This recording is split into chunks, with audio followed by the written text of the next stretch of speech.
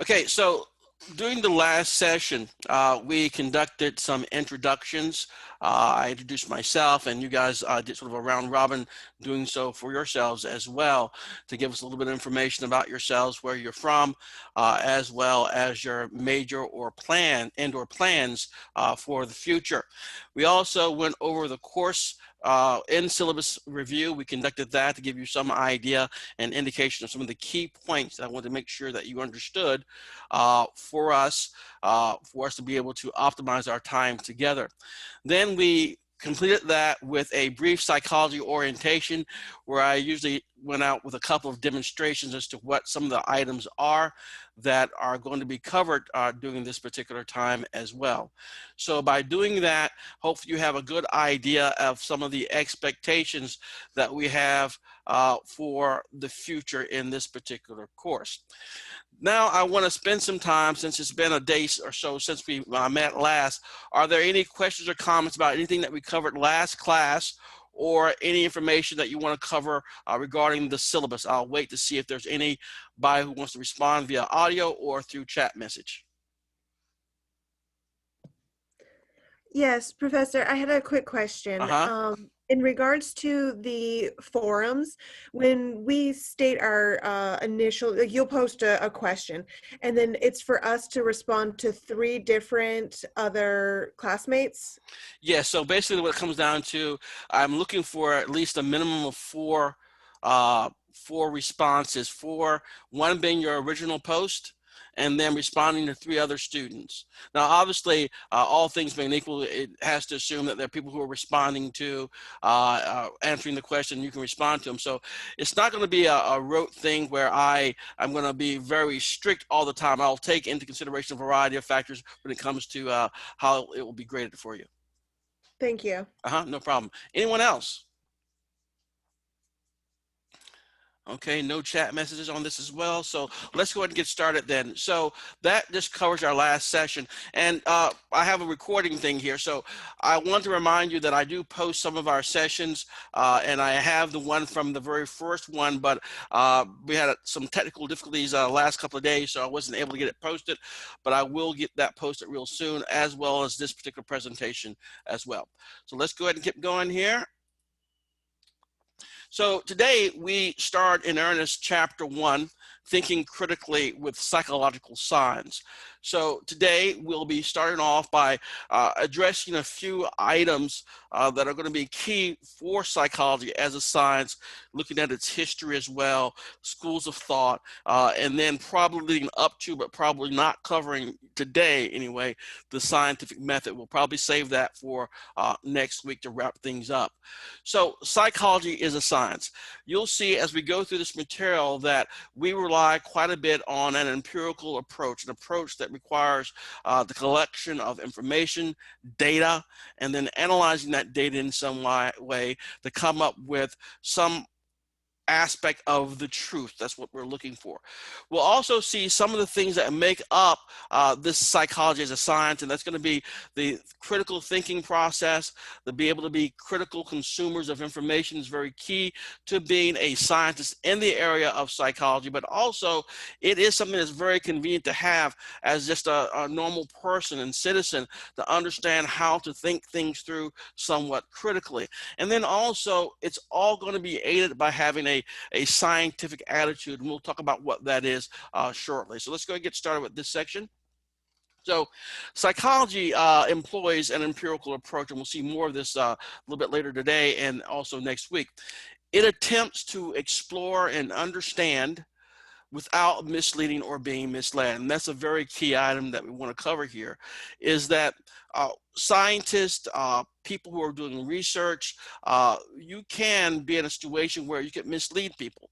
But it's one of the core ideas that when we're doing science, and psychology science amongst them, that we attempt to understand and explore these concepts without misleading or being misled. So that's a key item that we'll touch on a couple of times today as well. Also, having a certain type of attitude seems to be very beneficial to those who employ themselves as psychology as well. It requires a scientific attitude of curiosity, skepticism, and humility. And we'll cover a little bit more details about those as well.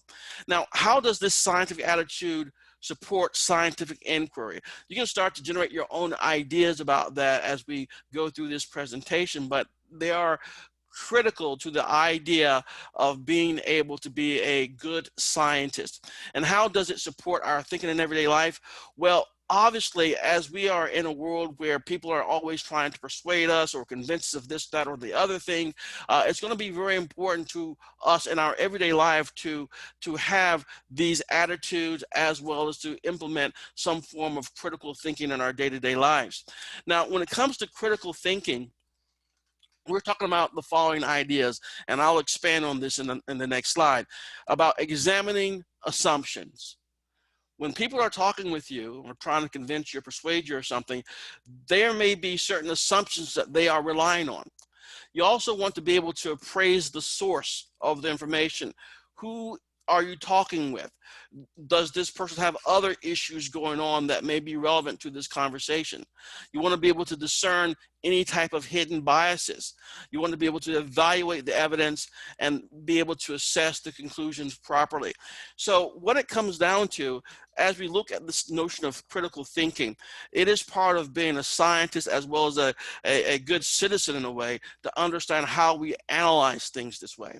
So critical thinking is about analyzing information, arguments, and conclusions to decide if they make sense rather than simply accepting it. So if somebody comes to you with a fantastic story about something, and that if you invest certain monies with them, that they'll make you a billionaire or whatever, the idea here, you should not easily accept that information. You don't simply accept it.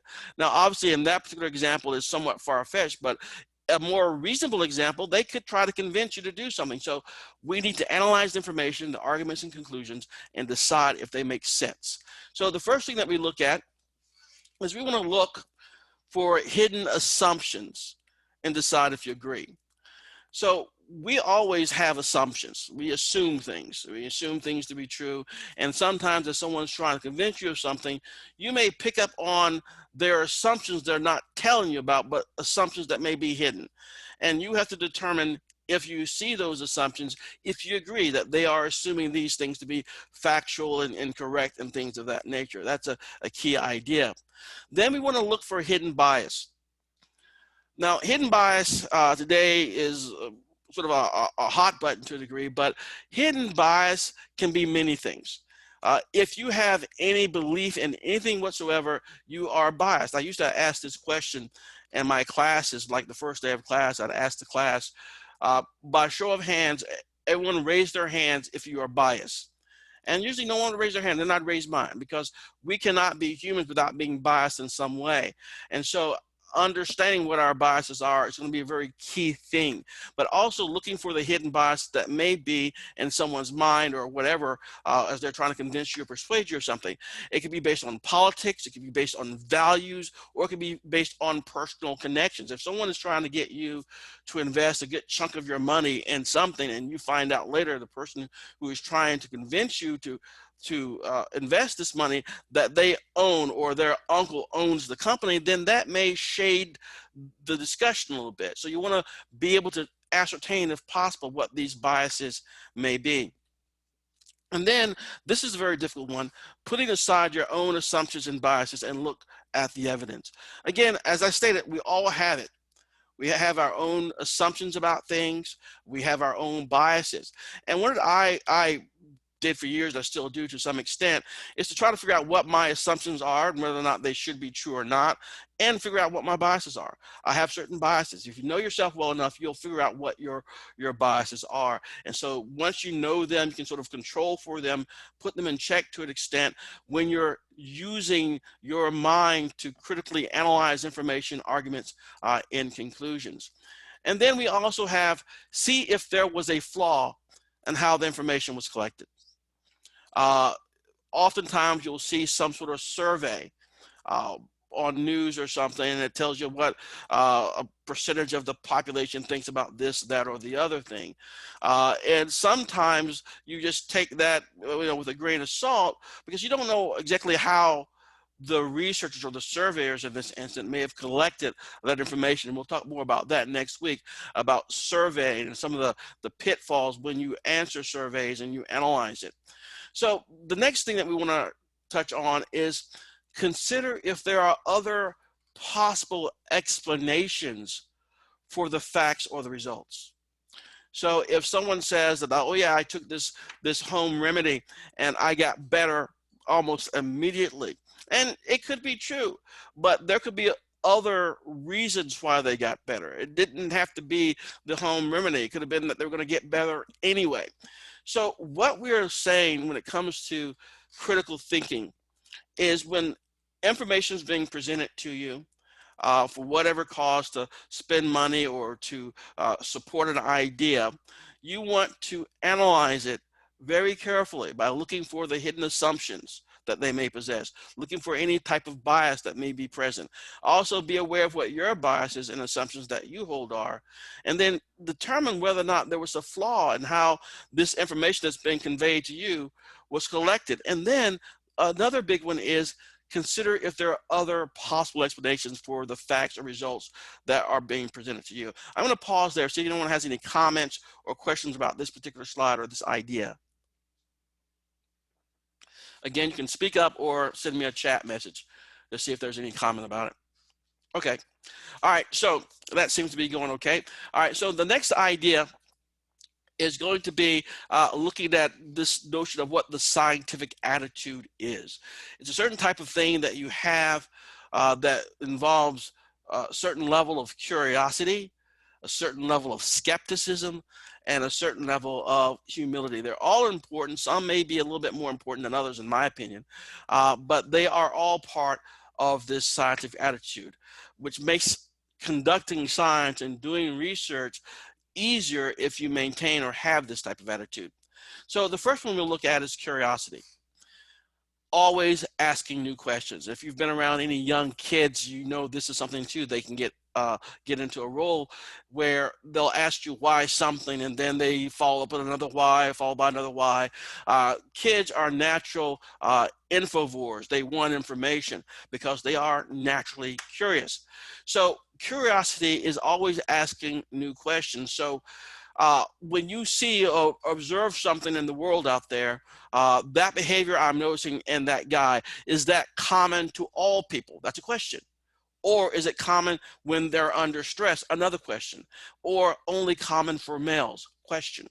So what you're doing is you are the type of person who just wants to question why. That is a very, very good type of attitude to have as a psychologist, as a scientist, and as a human being, to be curious as to why things are appearing in front of you this way, and to continually ask that why as well. Now, of course, if you keep asking questions, if you get too curious, there can be some downsides to it. I mean, we know the old saying about curiosity killed the cat, but the idea is that curiosity in of itself is a wonderful thing to have, especially as a scientist, but use it with some degree of caution, because sometimes things are going to be like none of your business, or you can't ask with all civility certain types of questions, even though you may be curious about it. Then we have skepticism. This is something that, seems a little bit negative in a way, but you need to be skeptical of things, not to take things at face value all the time. And what the definition is here is not accepting a fact as true without challenging it. Seeing if facts can withstand attempts to disprove them. So someone comes to you and says, this is what happened, and you will obviously be somewhat skeptical. It's sort of a natural thing to some degree, and some individuals, part of their attitude. But it's not necessarily a bad or negative thing. You want to know why they're telling you this information, why they believe this. You will ask them, where'd you get that information from? when you ask somebody where they heard that or where they got information from, that's almost equivalent to asking for them to provide you a citation or a reference like we do in papers. Where did you get that information from? How can you trust it? You know, so the idea here is skepticism, like curiosity, generates questions. Is there another explanation for the behavior I'm seeing? Is there a problem with how I measured it or how I set up my experiment? And do I need to change my theory to fit the evidence? Now, let me make a note here because it has a few comments here about research and experimentation. Researchers in psychology and science in general, when they design an experiment, it's going to sound really weird, they design their experiment to fail. And what I mean by that is they want to be able to get a good chance of finding out that they are wrong in any experiment that they're trying to conduct. So when they make an experiment, design an experiment, they design it so it's equally likely if they are wrong for it to be uncovered, or equally likely too, if it's correct, that they'll find that their theory was being supported. So researchers in psychology and as well as in other areas, they design experiment not to make themselves feel better, but to find the truth. Remember earlier we said we are doing this science in order to avoid being misled or misleading. And so this is the same basic idea. So researchers are skeptical of themselves, and they want to make sure that if they're doing this research study, that they have a chance of finding that truth, that true fact, whether it be that they were wrong in their ideas or that their ideas are supported by the findings. And we'll talk more about that a little bit later, as well as next week we get more into research methods. And then we have humility, and this one is a very difficult one for a lot of people, very difficult. Humility refers to seeking the truth rather than trying to be right. Seeking the truth rather than trying to be right. Everybody that is listening to me now, you want to be right, okay? And to various levels, some of you can be okay not being right all the time or being wrong some of the time. Some of you may not be so okay with it. And so when it comes down to humility, researchers who have this scientific attitude, they need to realize that they have the right to try to prove their research, but only if the research is done in such a way that they can be disproved just as equally as well. So a scientist needs to be able to accept being wrong. And oftentimes they're going to be wrong.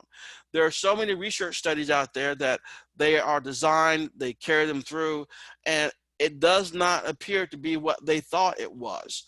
Their theories aren't supported. Now, it's kind of weird to think about it this way, but when you find something wrong, that can be just as helpful as finding something correct. Does anybody know what I mean by that? So I'll wait and see. Hopefully somebody will speak up. Does anyone have a clue what I'm talking about there? That sometimes having a wrong or failing at something is a good thing. Okay, yes, thank you for saying that. Okay, so the idea is that sometimes from your failures, you learn the most, okay, because you know what not to do or what did not work. Okay, so the idea of humility is just accepting that you can be wrong. And so that if you find out you are wrong, then okay, you move on with your life. You try to find out what theory is correct, what can be supported by the truth out there. So as David Meyer said, the writer of this textbook, what matters is not my opinion or yours, but the truth nature reveals in response to our questioning. Now, obviously, and today, and we'll talk more about this next week too, but truth is something that's been under assault of late because truth can be a very subjective thing. Okay, science tries to remove that subjectivity to it. There's truth with a capital T and there's truth with a little t. And sometimes that little t truth is the truth that we believe, the truth that is part of our passion, but it may not be the big T truth, if that makes any sense. So when it comes to scientific attitude, it's going to be key for us to understand curiosity, skepticism, and humility are part of it, along with having the skill set to be critical thinkers. Because without critical thought, We can be subject to a lot of ill will with people persuading us, taking our money because we're investing unwisely in things, because we have not asked the right types of critical questions in order to ascertain the truth of something. All right, so that covers some of the basic ideas there. So we've talked about psychology as, psychology, that scientific attitude that's very much required for us to do this. But now let's talk about the psychology as a science and it being born. Okay, so we'll talk about Aristotle real briefly, a philosopher from a long time ago who had ideas about how the world operates and how humans operate. Then we'll talk about Wilhelm Wundt, who is associated with being the start of psychology as a academic discipline, and that happened only in 1879 when he established the first experimental psychological laboratory associated with the university. And then we'll look at the early schools of thought. And what we mean by a school is a group of people who come together, who share an idea about something. In this case, it'll be psychology, and how psychology operates and how psychology should be studied. And so there are going to be some early schools of thought that we'll go over. And then we'll look at a couple of issues dealing with diversity in psychology. At the very first part of psychology, all the psychologists were basically males and white, mostly from Europe. And it took some while for diversity to sort of spread through psychology. And we'll see some of the early diversity individuals in a second. And then we'll look at the shifting definitions of psychology. I know we covered the definition of psychology during the last class, but I wanted to talk you through the historical progression of the different views that we had about psychology and why those views were there as to how we define psychology based on those early schools of thought. So first, psychology's first laboratory was established by Wilhelm Wundt in Leipzig, Germany. It was stated that he sought to measure what he referred to as the atoms of the mind. Okay, and he was the main go-to guy for psychology at that time. And there was a lot of people who were very interested in the idea of psychology. And so all those people would sort of gather at Wilhelm Wundt's laboratory and study under him at this particular lab. And so he was instrumental in teaching many of the earliest psychologists. And one of those early psychologists was Titchener, his student, who developed this school of thought that we refer to as structuralism. And then William James in America, who is associated primarily with functionalism. And so let's look a little bit details here at Wilhelm Wundt, Titchener, and James. So first, the birth of modern psychology. We need to give a shout out, so to speak, to Aristotle in the 4th century BCE. He had ideas about how the body and mind works. But what he did, he was a philosopher. So what philosophers are, is they're the ones who come up with questions about life, the world, and existence. They just come up with questions and make guesses. They don't try to do anything by way of testing them out. Everything they do is basically in their mind as they try to figure out how the world works, how we are as human beings, and things of that nature. So he only made guesses. It wasn't until much later that Wilhelm Wundt, when he established that first laboratory in Germany, that he sort of formalized the start of psychology as an academic and scientific discipline. He added 2 elements to help make psychology a science that Aristotle wasn't aware of and didn't do. And the first was he had carefully measured observations. So there would be something going on that he would carefully observe and collect data on.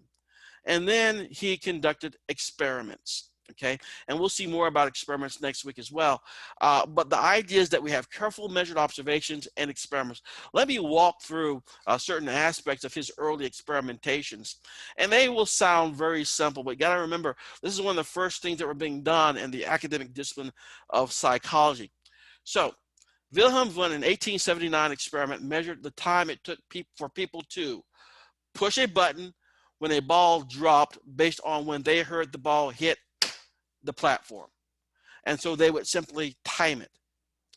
1/10 of a second. Then he would conduct another experiment where he would people would push a button when they were consciously aware of hearing the ball hit the platform, and they timed that as well. And the timing was 2/10 of a second. So why were the times different? And that is a question to you. Anybody know why the times were different? Speak it or type it.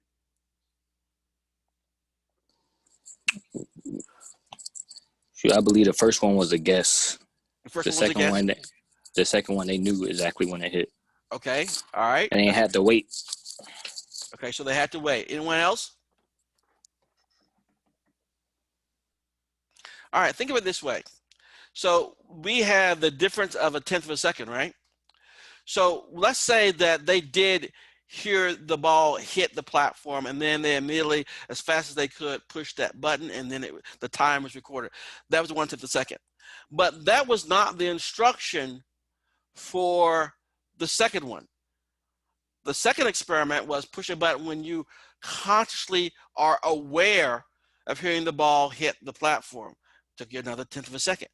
So the idea here, the implication is that whatever happened inside your head, in your mind, took a bit to process. And that processing time took about 1/10 of a second. So again, not definitive, but we're seeing them at this time making an attempt to try to quantify processing time for us becoming aware of something. So it's not instantaneously. It takes time for us to process. So these were some of the early experiments that Wundt did as he tried to get at the atoms of the mind, that type of thing. Now, his student, Edward Titchener, basically used this tool very much like Wundt did, called introspection. We won't go into a great deal of introspection here, but basically these individuals would be trained to report on the sensations and other elements of their experience. So they would be put some stimuli in front of them, and then they would report on their experience of the sensation and elements of that experience. And what Titchener thought he was doing as he was collecting all this data about how people are experiencing the various types of stimuli, he thought that he would use these introspective reports to build a view of the mind structure. And that was his goal, a view of the mind structure. And that's why his particular school of thought was called structuralism. Okay, so I will note here that that's all that he wanted to do, was to find the mind structure. There was no way that he was going to be using this to help anyone or use it in any practical application. He just wanted to find out the structure of the mind, and he thought this was a way to do it. Ultimately, this idea sort of fell to the wayside, but it was one of the earliest schools of thought in psychology, that it's all about our experience of our sensations and element of our experience. And if we could get those things together, we can understand what the mind structure is like. Now, that was happening over in Europe. And in America, we have this philosopher, William James. He was a proponent of what he called the pragmatic school, or pragmatism, but he's also associated with functionalism as well. Functionalism was the school of thought that psychological processes have a function. And that function is helping us survive as individuals and adapt as a species. And obviously, when you hear survive as individuals and adapt as a species, you think of evolution and Charles Darwin. And as I stated earlier, William James was very much influenced by Charles Darwin's work on natural selection. And we'll talk a little bit about that a little bit later in the presentation, I believe. And so basically, the developer of functionalism, William James, asked, how did the human style of thinking and behavior enable our ancestors to live long enough to reproduce? And if you are familiar with it, natural selection is about that very thing, living long enough to have children. That's basically what it comes down to. So if you have the skills and abilities necessary for you to survive in that environment, you have the ability to live long enough to reproduce, and the offspring that you have will share the same characteristics that you had that allowed you to survive, and so you survive. Those who don't have those characteristics, they die off earlier and less likely to have children, therefore those characteristics aren't supported. So that's the basic idea that he was trying to bring, this idea of natural selection and evolution that Darwin proposed, into functional ideas of what psychology is for. So psychology is about helping us to survive, and that was his take. So much more practical than structuralism. Now, one of the things that we saw that William James did, he mentored another pioneer in the area of psychology, and this was Mary Whiton Calkins. She became a memory researcher and the first female president of the American Psychological Association, sort of like the convening body of psychologists. Now, she studied with William James, but was denied a Harvard PhD. Can anybody tell me why she was denied a PhD from Harvard? It's a simple answer, probably. Well, the reason was she was a woman. That's why she was denied her PhD.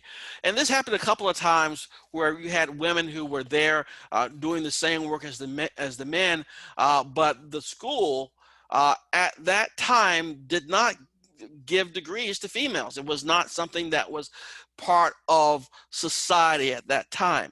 Now, a little bit later, we do see Margaret Floyd Washburn. She does obtain her PhD. She was the first female to earn the PhD and became the second female APA president. Now, both these both these individuals were significant researchers in their own right and do have a place in history today. But what we see at this early stage is that psychology was very much male dominated and very white. So we see it took some time for the diversity to sort of seek into the psychology professions and things of that nature. Now, when I was working as a psychologist in business, all my bosses were female bosses. As an IO psychologist, all of them were female bosses. And we have seen over the last few years that there are a lot more females in psychology, more so than males, last data that I was able to read. Okay, now, last, before I ask if you guys have any questions, I want to talk about the shifting definitions of psychology. So psychology went through several iterations of how it was to be defined. In the early days of Wilhelm Wundt and Edward Titchener, around 1900, it was seen as the science of mental life. So that is what psychology meant to a lot. It was the science of mental life. Then we'll see a little bit later, we haven't talked about these guys yet, but John Watson and B.F. Skinner, the behaviorists, which became a major movement in psychology, particularly in America, in the 1920s, they saw psychology as the scientific study of observable behavior. So just to emphasize here, they would push away the whole idea of mental life. They could care less about anything mental, because as far as the behaviors were concerned, you can't observe mental. And the behaviors did have something going for them, because when they talk about observable behavior, it's something that could easily be quantified, which is more scientific than looking at things that you have to assume exist. But with observable behavior, you know it's there, and people can agree or disagree with regard to the way it is. So it gave you a certain finite nature to psychology, which people appreciated at the time. Now, to be honest, psychology went through sort of like some growing pains. Psychology always wanted to be like a, quote, real science. And one of the issues that it had was that some of the things that it wanted to study could not be seen, could not really be observed. And so when the behaviors came around, it was something that people really did grab onto, because it's something they were looking for, some way to have a quantifiable science in the area of behavior.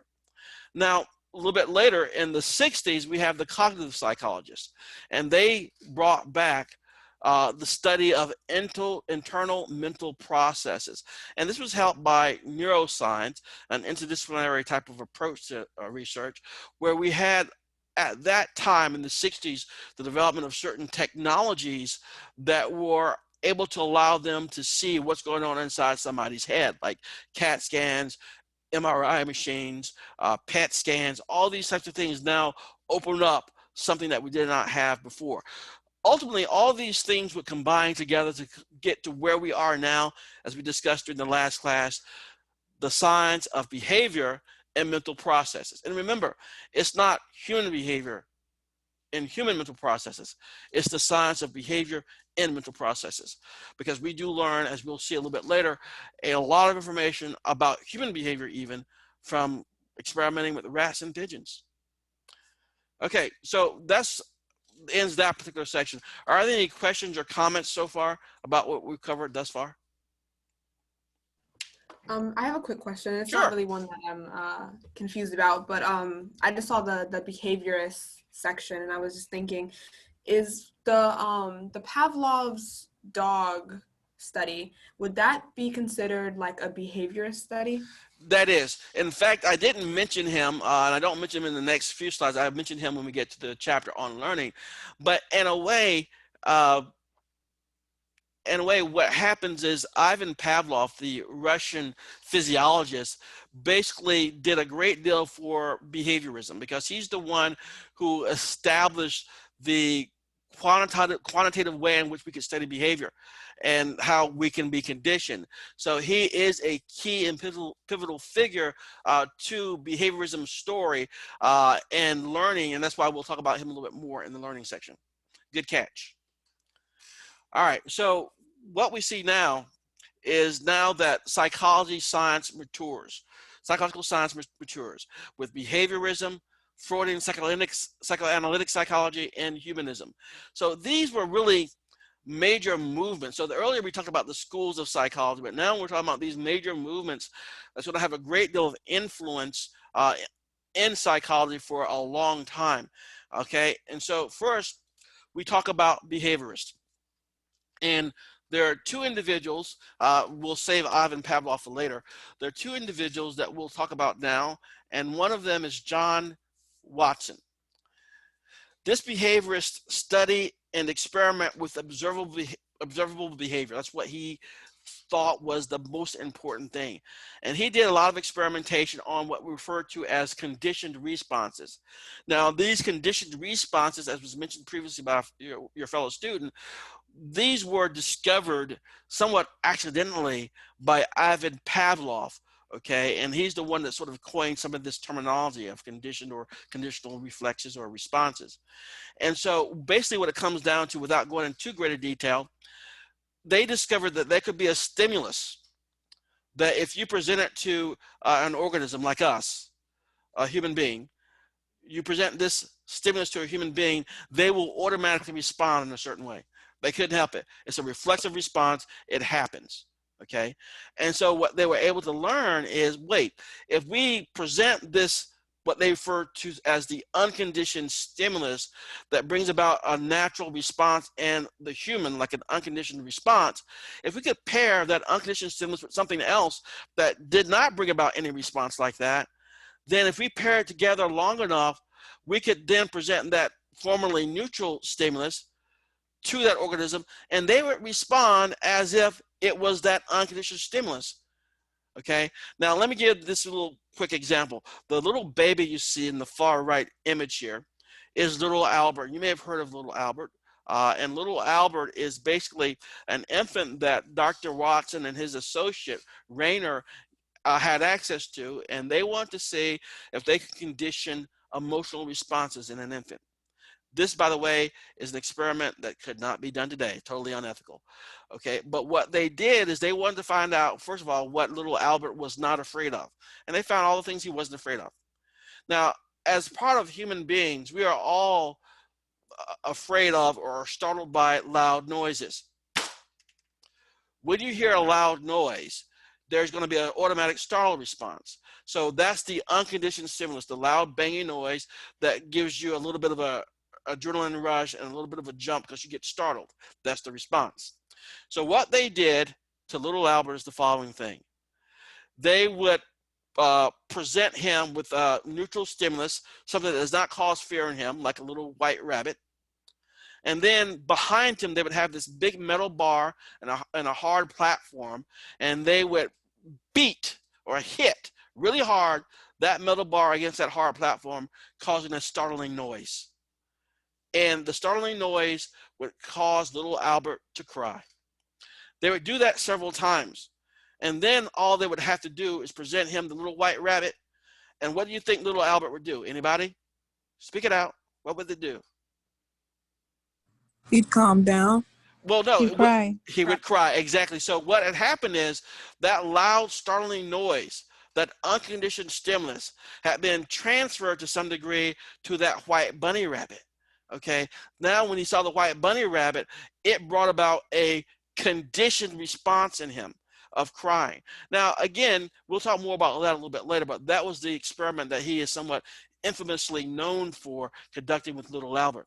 Now, that is one type of behaviorism. The other type of behaviorism was sort of led by B.F. Skinner. And Skinner studied the way consequences shape our behavior.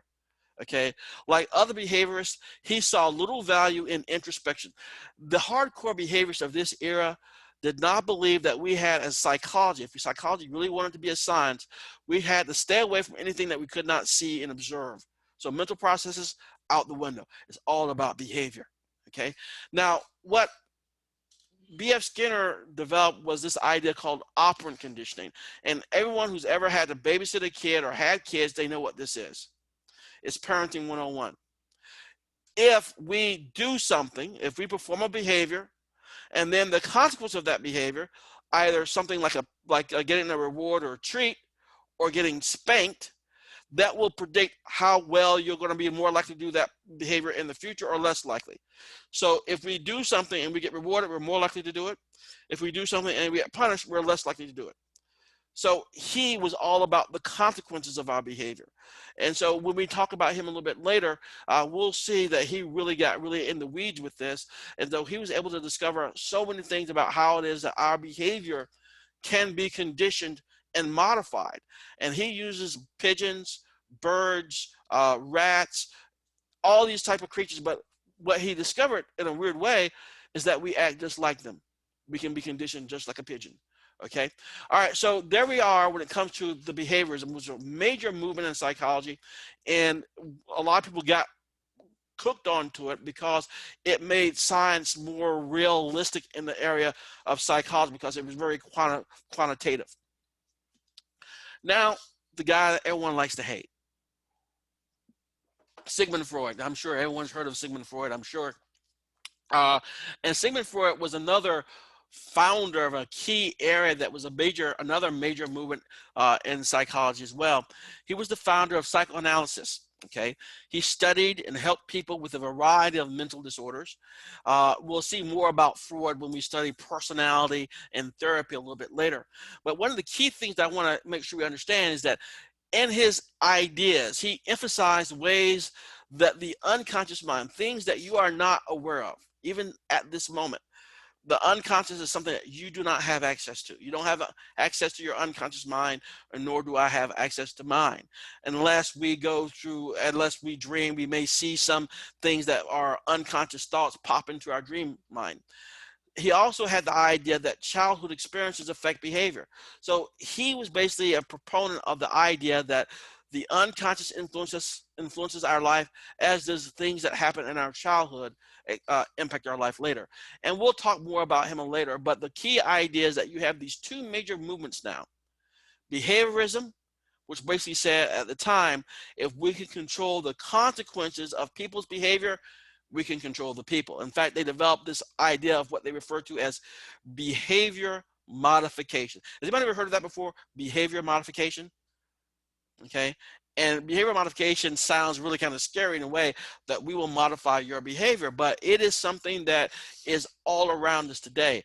And so operant conditioning was there. And then what Freud is saying here is that we are being controlled to a large extent by things that we're not even aware of in our unconscious, and things that we experienced in our childhood, which was years and decades back, influence our behavior today. So there were a couple of individuals who did not like that. They believed that the behaviorist movement and the Freudian movement at the times were very negative toward human beings, right at self-determination, being able to have and exercise their free will. And so basically they established another movement in psychology sort of to combat, in a sense, the behaviorist and the Freudian perspectives on things. And so the two individuals was Abraham Maslow and Carl Rogers. So Abraham Maslow and Rogers studied people who were thriving, being very, very successful in their life, rather than those who had psychological problems. This is very different than what we saw with Freud, for example. Freud, he was helping people who had issues. And so a lot of his theories and ideas were formed based on who he was dealing with, who he had access to. Whereas Maslow and Rogers, they were looking at the other end of it. They were looking at people who were very successful. And so they developed theories and treatments to help people feel accepted and to reach their full potential. So Carl Rogers and Abraham Maslow focus on the need for love and acceptance and an environment that nurtures as opposed to one that limits personal growth. So that's the three main movements there: behaviorism, the Freudian movement, and then the humanism, which was a reaction to the first two. So we've seen early schools of thought. We've seen where we are now with the more modern ideas, and now we're looking at contemporary psychology. And the things that we'll cover here is going to be the cognitive revolution that started in the 60s. We'll be looking at evolutionary psychology, behavioral genetics, the question of nature versus nurture, and cross-cultural and gender psychology as well. So the cognitive revolution begins in the 1960s. Around the same time that we see the humanistic psychology getting its ball rolling, so to speak. Now, one of the key things about humanistic psychology, we didn't go into great detail about it, but they are the ones too who sort of ushered in mental processes again. So in the heyday of the behaviorist, they were totally anti-mental processes, but the humanists brought mental processes back into play. So psychology is now the science of behavior and mental processes, and roots in many disciplines and countries, growing and globalizing. So by now, what we're seeing is psychology is literally spreading around the world, where people are now doing their own studies in their own cultures and things of that nature. So the cognitive psychology is the study of mental processes, such as those that occur when we perceive, learn, remember, think, communicate, and solve problems. Now, one aspect of this is this: we don't know if somebody's perceiving anything. Okay, we can't see somebody learn by looking at their brain. We can't really see a memory of anybody. So all these things in cognitive psychology is sort of what they refer to sometimes as in the black box of the mind. We assume that they are there. We can sort of study them indirectly in some sense. So that is what cognitive psychology is. And so cognitive psychology is all about mental processes, which is sort of like the antithesis of what we saw when it comes to the behaviorist psychologists, all about observable behaviors. Now, cognitive neuroscience gave a great boost to the cognitive revolution, as well as cognitive psychology. Cognitive neuroscience is an interdisciplinary study of the brain activity linked with cognition, perception, thinking, memory, and language. So with technology like an fMRI machine, a functional MRI machine, they can see what actually goes on in somebody's brain when they're working on a math problem or looking at pictures. They can see what areas of the brain light up. And in this way, they're trying to draw corollaries or correlations between the mental processes that we apparently are seeing with this fMRI machine and what we're doing out in the real world. So that is how they sort of work together, and it was a major part of contemporary psychology where we still are today. And we'll see more about this when we get into the chapter 2 and the biology of behavior. Now, another thing which is part of our contemporary psychology is evolutionary psychology, the study of the evolution of behavior and the mind using natural selection principles. And again, with natural selection principles, again, it's the basic idea is that the environment is a tough place to live. And sometimes certain creatures in that environment are more able to live compared to others. The ones who are very successful, they have offspring. The ones who are not successful, they don't have offspring or they don't have enough offspring. And therefore, the ones who are successful, they're the ones who have their characteristics survive, and the other ones will die away. Okay, so evolutionary psychology takes that idea of natural selection into psychology and tries to use it to explain behavior. I'll just do it as one aside. So basically, what it communicates is the idea that for natural selection and evolutionary psychology, it's all about spreading, having your genes survive, your genetics, having offspring. And they have even used that notion to explain promiscuous behavior in men. Okay, what I mean by that is men sleep around, spreading their genes, so to speak, having babies by multiple partners. The idea is that that is something that they say is an evolutionary program, because that's the way you survive, is by having your genes survive on. And the reason that it can be done by men, some would suggest, is the notion that for men, the idea of having offspring, their commitment to the process of having babies is not as significant as females. Females, they are more committed to the process because they're the ones who carry the baby and have the baby. All right, so we see two different things as motivating factors. And so for men, from an evolutionary perspective, it's going to be about quantity. More offsprings, the better chance that your offspring survive. For a female, it's going to be about quality. And so it even goes to the point of looking at mates that are going to be more successful, more capable of protection and all that type of stuff. Somewhat controversial issues, but that's how evolutionary psychology would sort of look at that. All right. Any comments to that? By the way, I can't say that without at least giving you a chance to respond to it if you need to. Okay. All right. So continuing on, so natural selection is a major influencing part of evolutionary psychology. And behavioral genetics is the study of the relative power and limits of genetic and environmental influences on behavior. Now, going back to the nature-nurture issue, is it that you are who you are today based on the genetics that you inherited from your parents, from the genes you inherited from your father and the genes you inherited from your mother? Does that make you who you are today, or all the experiences that you have gone through? That is the major issue that we have when it comes to this nature-nurture debate. And so when we look at nature versus nurture, we see the following. Let me just get this advanced quickly here. When it comes to nature, we share a common origin because we're all humans, okay? And that is one of the commonalities that we have. So nature is who we are. But then we have differences that are shaped by our environment. What country you're born in, what part of that country you're born in, okay? Were you born in the city? Were you born in a small town or in the country?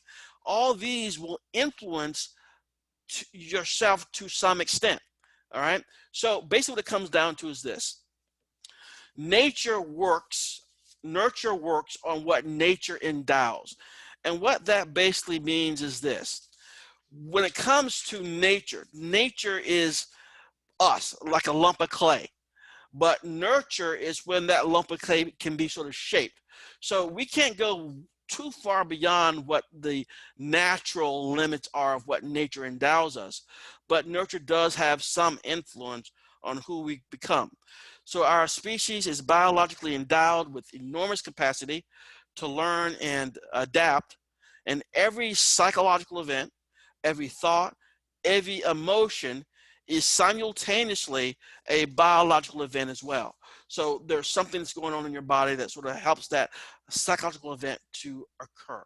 All right, so that gives us a couple of key things about the issue of evolution, nature, nurture. And then the next we want to talk about real quickly here is cross-cultural and gender psychology. And we'll see more about gender differences in our sex and gender chapter that we'll be taking a little bit later this term. So when it comes to cross-cultural, even when specific attitudes and behaviors vary by gender or across cultures, as they often do, the underlying processes are much the same. Now, culture is going to be the shared ideas and behaviors passed from one generation to the next. And that's how our culture and our countries exist. We pass our traditions on to the next generation. Sometimes we do it by saying, son, you have to do this. This is part of our tradition. And sometimes just learn it, you know, just by being around, and we find ourselves doing the same thing our parents did. Okay, that's how it's sort of communicated. Culture does shape us to a large extent. Now, this term weird here is basically describing people who tend to be from cultures like ours being the United States here. Okay, that means that we are Western, meaning we're part of the Western Hemisphere. Educated, we have access and are more educated than many parts of the world. We are industrialized, that we have industry here. We are rich, relatively, we have the poorest person here is still going to be considered rich to other people around the world, and we have democratic principles. That is our culture. So to a large extent, we see the world very similar to other people who are from the same type of culture.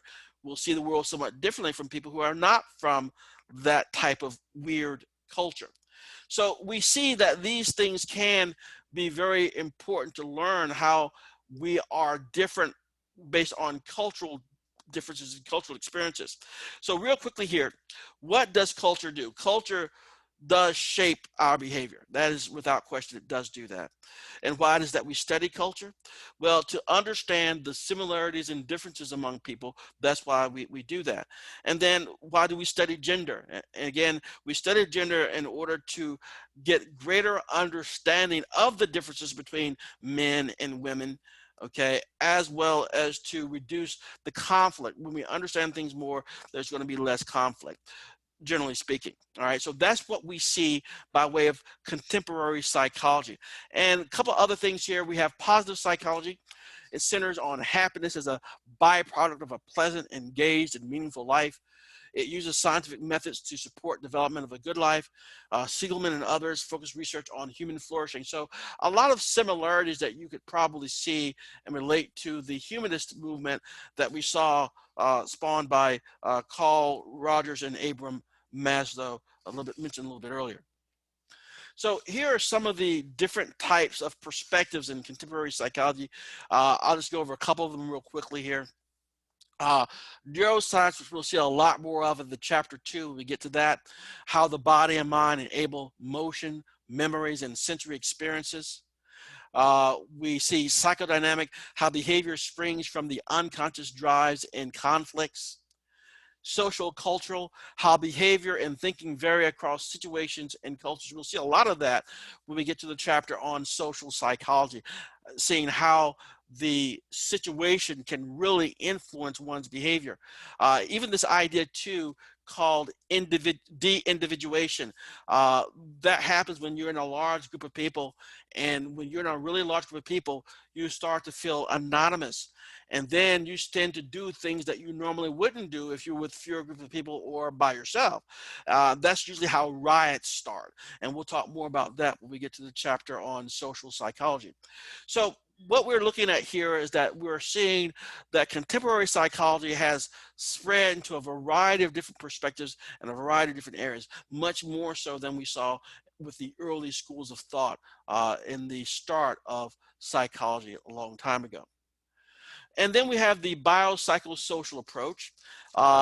Basically, each time we go through a chapter, and you see in the middle here, it says behavior or mental process. And what this biopsychosocial approach is really saying is that anytime we look at any type of phenomena here, we need to think about it from at least 3 perspectives.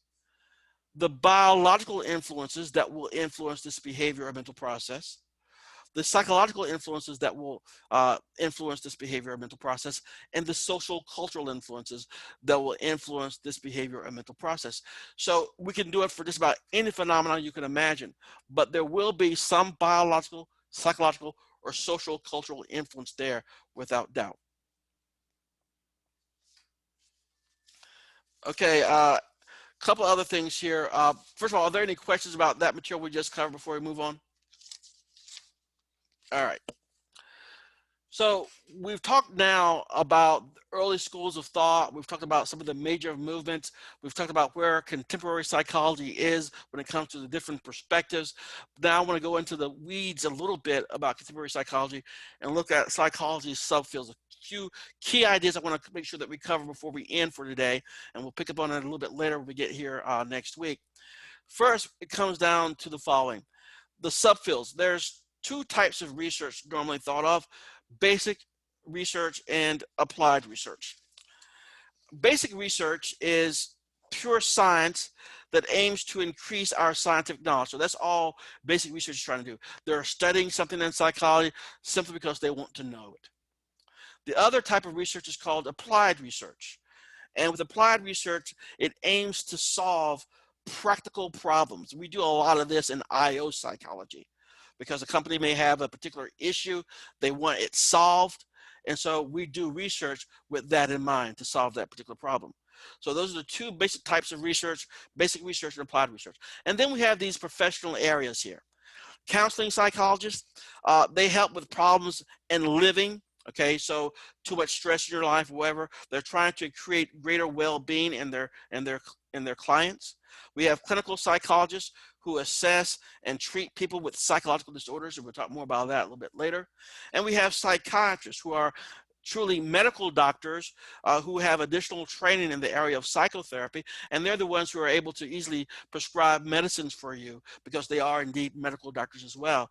And then we have something that most people aren't familiar with: community psychologists, and they study how people interact with their social environment and how social institutions affect individuals in groups. And so they may have a program on a particular community to try to prevent elder abuse, and so they'll be working with community officials to try to develop a program to try to make sure that elder abuse is not something that happens or goes down from where it was currently. So those are some of the basic subfields of research as well as professional areas. So let's look at some of the differences here. When it looks at basic research, these are some of the fields that usually we'll be seeing doing basic research. They're doing things just to try to find out more and gain more scientific knowledge in it. And that's going to be biological, developmental, cognitive, personality, social, and positive psychology. So they're the ones who primarily do basic research. Whereas the applied research and applied subfields, where they actually are using certain skill sets to aid people, they're going to be the clinical psychologist, counseling psychologist, educational psychologist, IO psychologist, and then community psychologist. Okay. Now, here are some of the types of research that they would probably do. So we have, for example, biological researcher. They may explore the structural problems in the brain that may be part of autism. So they're going to be looking for structural issues in the brain that may have some role to play with autism. Whereas developmental psychologists, they study how the stages of cognitive and emotional development vary in people who are diagnosed as having autism. Cognitive psychologists, they will do research to clarify the difficulties autistic children have with understanding sarcasm, as an example. Personality psychologists may do research to decide whether traits like neuroticism need to be measured differently in people who have been diagnosed with autism. Social psychology, find out how autistic children can learn social skills as procedures, if not by intuition. And again, most people are familiar with autism, and usually that's sort of a disconnect with social interaction skills, and that's why a social psychologist would be saying we want them to learn social skills as a procedure, not by intuition, which most children are able to pick up on because they have the ability to sort of socially connect with other people. And then positive psychology, explore what motivates people and contributes to life satisfaction. So these are a few of the research examples that we would have for these types of subfields of psychology. And then here are some of the applied subfields and what they would probably do. So a clinical psychologist use exposure therapy to decrease phobic or unnatural fear reactions in a traumatized client. Counseling psychologists help someone achieve career goals despite family conflict and self-doubt. Educational psychologists evaluate aptitudes and achievement to plan for a student with learning problems. And again, an IO psychologist figure out how a factory can improve coordination of tasks, roles, and personalities. And a community psychologist help coordinate a city's efforts to understand and prevent elder abuse. Those would be some of the areas there. All right, and that's perfect timing on my part. That's all that I want to cover for today, and I'll try to get this lecture posted to you guys sometime today, as well as the previous one. So at that time, let me see if there are any questions or comments that you guys have at this time. Comments, questions? Yes, you said that you'd be able to post these. Is that the actual slides? That way we can review them? Basically what happens is there are some slides that are up there currently, and those are the standard slides. I can post the slides that I use for the presentations as well. I would appreciate that if we could. Thank you. No problem. I can do that. Anyone else? Okay, so what we'll be doing when we get back here on Tuesday, we'll begin with this slide here. We'll be looking at the need for psychological science. We'll be talking about roadblocks in post-truth world, and we'll also be able to have the opportunity to talk a little bit about research methods as well. So if there's nothing else, you guys are free to go. I'll see you guys later. Bye.